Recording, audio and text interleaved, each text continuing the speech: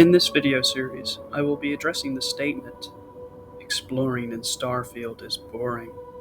Spoiler, it's not. For the first entry in this video series, I will be looking at hostile randomly placed points of interest, or how many have lovingly dubbed it, copy pasta. I will also begin with a brief guide on how best to explore these points of interest. Of the 250 points of interest in the procedural generation system, at least 50 of them are hostile, possibly more, as I have not visited all the different points of interest. In the description, I will have a link to the Starfield wiki, which has them all listed out. These encounters can range from single-room encounters with one adversary to sprawling military compounds, and greatly flesh out the Starfield universe.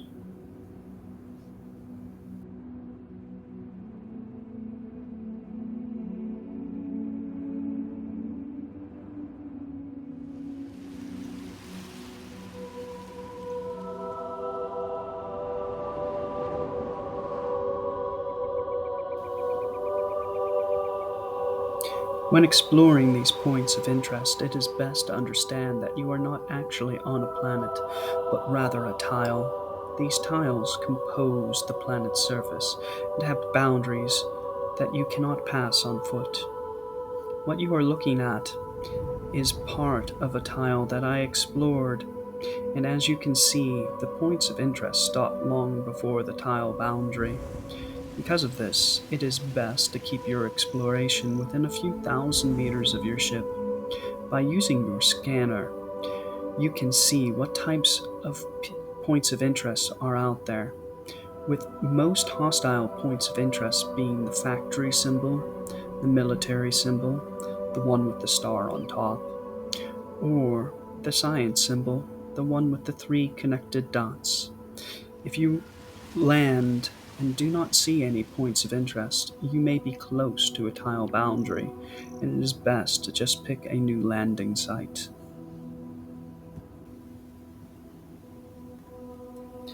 You should explore as many different types of planets or moons as you can find. It is my understanding that some points of interest will only spawn in certain areas. For example, the deserted colony war barracks, I have only found this on habitable planets, and the abandoned mining platform, I have only found this in polar regions or icy moons. Both of these make sense. The colony war barracks has no airlocks, thus you will only find it on planets where you do not need a spacesuit. And the mining platform being in icy areas aligns with its lores, which I will share later in the video. If you want to see all that the procedural generation has to offer, you need to be exploring diverse types of planets.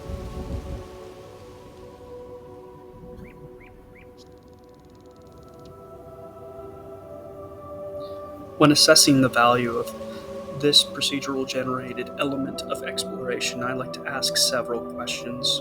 1. Does it make sense to see the same building repeated? 2. Does the procedural generation work? And do these structures look natural in many different environments? 3. Are they fun to play through? 4. Since these structures are going to be repeated, do they have any replay value? 5. How do these structures support the story of Starfield? And do they offer any storytelling of their own? 6.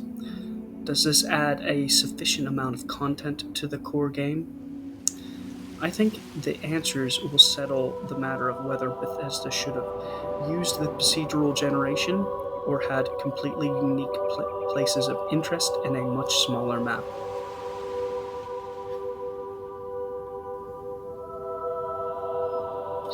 As we venture out into space, I would imagine that we would use a lot of prefabricated structures, as it would be easier to drop a prefabricated structure onto a planet rather than making a custom structure for every need that may arise.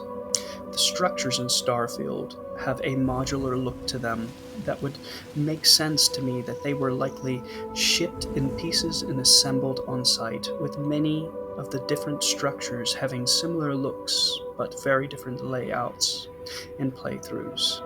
Overall, me seeing very similar or the same structures makes sense to me and is not immersion breaking. In fact, it is more immersive than it would be if I saw all different buildings. My only criticism would be I would expect the interiors of these buildings to have some variation.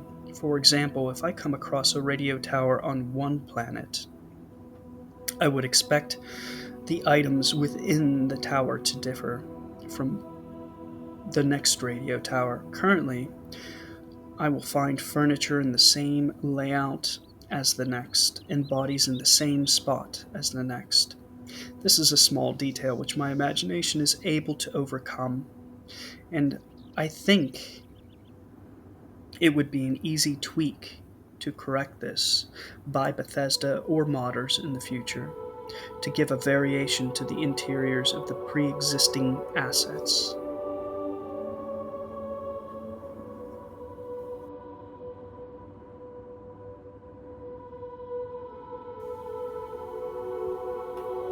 One thing I find myself in awe at is how well the procedural generation works. It is able to insert these structures into the landscape seamlessly without any clipping issues or holes in the ground. In my 800 hours of gameplay, I've yet to see any time where the procedural generation bugged out, but you can comment with your experience if it's differed at all. Also, these structures do look like they belong in the environment that they spawn in. If I find a mineral refinery on a barren moon or on a savanna on a habitable planet, they both look like they belong and do not look like a fish out of water. Overall, I am very pleased with how the function of the procedural generation is, and its ability to insert these structures into very different landscapes and still look like they belong and be bug free.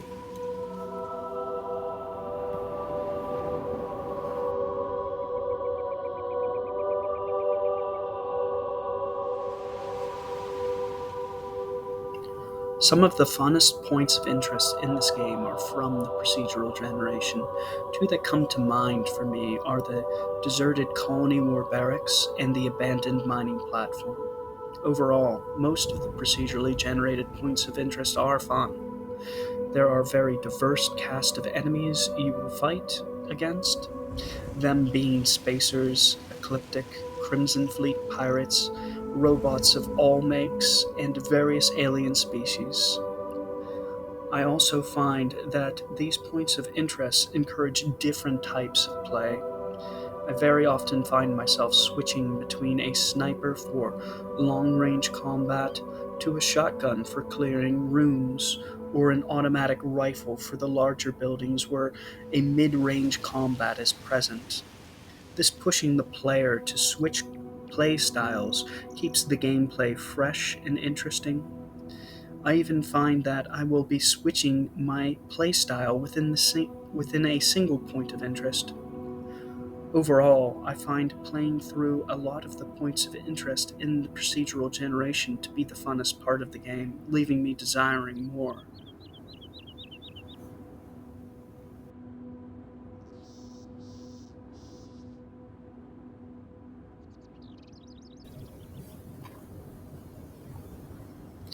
The replayability of the points of interest within the procedural generation is a mixed bag. Some of these points of interest are a one room event with no replay value, while others are sprawling compounds with multiple routes through them and have a ton of replay value. While exploring in Starfield, the player does have the choice of what points of interest they do play through. While there is no value in clearing the one room radio tower again, I will just bypass it and go to the next point of interest that does have replay value, like the abandoned mineral refinery. A lot of these points of interest look as though they were designed with multiple playthroughs in mind. For example, on the first run, you might notice on your way out a cutaway panel or a vent in the back, or even a robot control computer that the player could exploit. This can make for a lot of fun when you know where these things are.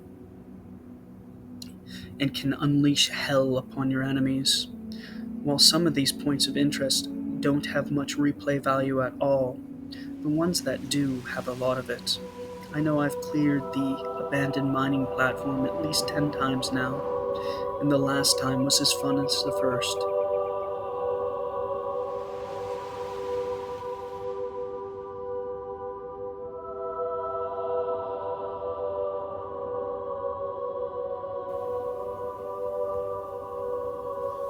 These repeated structures are supported by the story of Starfield itself, and without them, the backstory of the Colony Wars would be lacking this supporting evidence, most of these abandoned and deserted structures being relics of the Colony Wars. Whether it's an abandoned military base or a deserted mining operation that was supporting the war effort, it makes sense for them being there. Like in modern times, after war is over, it can be cheaper just to abandon military equipment and outposts instead of bringing it back. Also, this adds to the scope of the conflict itself, with these structures being found on the very fringes of the settled systems. Most of these points of interest have storytelling of their own as to what happened to them after the conflict. For example, the deserted Freestar garrison sees a slow decay in communication from leadership, and eventually leading to those posted there running a moonshine operation and partying away. I think Bethesda continued their tradition of great environmental storytelling in Starfield. The next part, I'm going to play a clip from the abandoned mining platform to illustrate this point, so spoiler warning.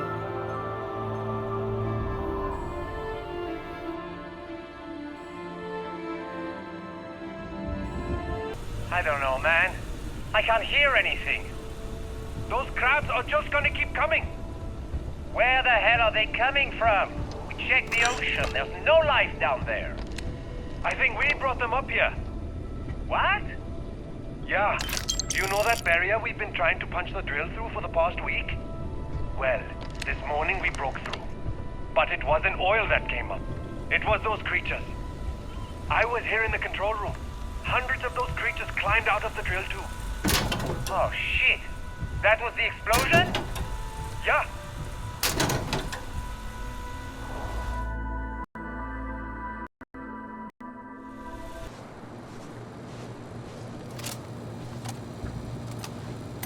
I know a lot of people have suggested that Starfield should have had a much smaller scope. If we took out all the repeating points of interest out of the game, it would all fit on one planet with room to spare. I would much rather have the number of planets that Starfield does, and the repeating structures to flesh out these worlds, which is the only way it would have been possible given the scope of the game. I think the 50 hostile points of interest that are repeating is a satisfactory amount of content, considering this is just a small aspect of exploration in Starfield. As for criticisms I do have, one, I would like to see variation within the interiors of these structures. Two, I would like to see that modders have the ability to add assets to this portfolio. If modders have the ability to add assets to the procedural generation, it will make it that the player rarely sees a repeating structure. Third, I have seen the same structure right next to each other before. This has occurred twice in my playthrough. I find it very immersion breaking when I see a radio tower 500 meters down the radio tower, but I would imagine this to be an easy fix. The next topics I plan to discuss in this video are sites, starfields, and areas. Please like and subscribe. If you disagree with what I should